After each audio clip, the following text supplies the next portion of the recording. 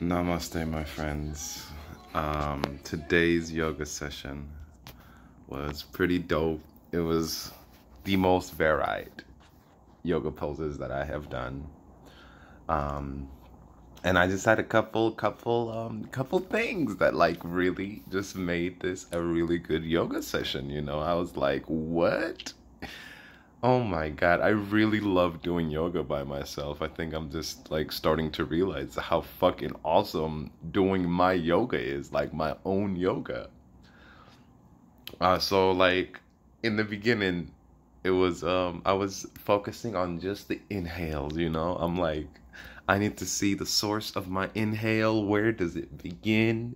Where is it expanding from? When my exhale ends, where does it end? And how does the inhale begin? And just really trying to see all the things about the inhale. And really just watching carefully like a hawk, how does it work? How does it work? What happens? What muscles, what sensations, expansions, and what? All of it. I'm like, how is the breath inhaling? How does that work? So I was doing that. And then I was, in the beginning, I did probably 20 minutes of yin yoga. I was just going super slow. I was just really feeling my body and just the muscle of stretching, that I'm stretching. And I had, I was doing low lunge, and this is when an alignment cue came to me. That was just beyond everything, This alignment cue is just, whew, you got, oh man, that's like perfect.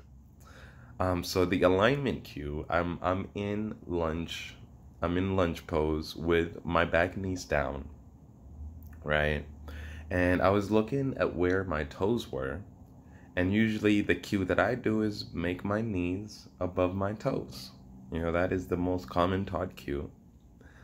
But then something in me was just like, what if you aligned your hips with your foot? Like with your heel. So I was like, all right. And I tried to align the middle of my hip or the middle of my thigh.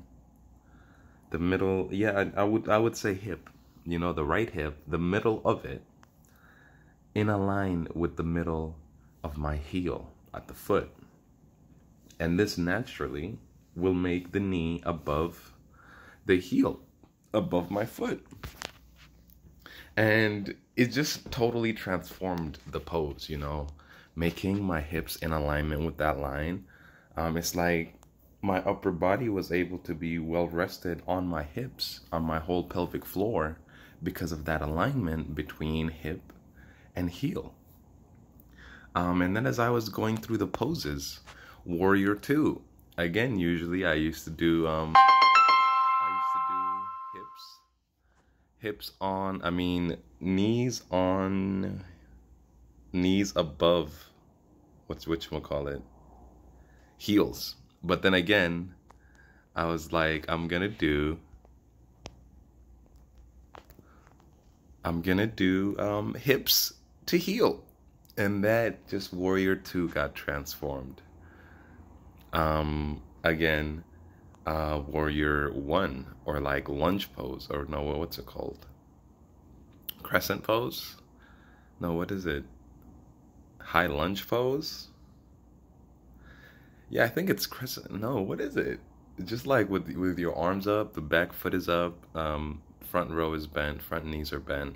But anyway, hip to heel, triangle pose, hip to heel, any pose. Even I was doing peak pose, which was, side angle pose, hip to heels. I was doing my peak pose again was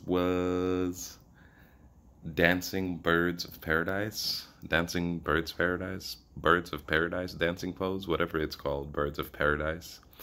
Again, when I was like stepping into it, hip to heel alignment, and then I, boom, just got into it super smoothly, like my foot just came up there. Usually I gotta take like a couple steps forward, but that alignment just, boom. And then as I was like getting up into it, hips above heels, shoulders above hips. And it was like just this amazing alignment that was going down.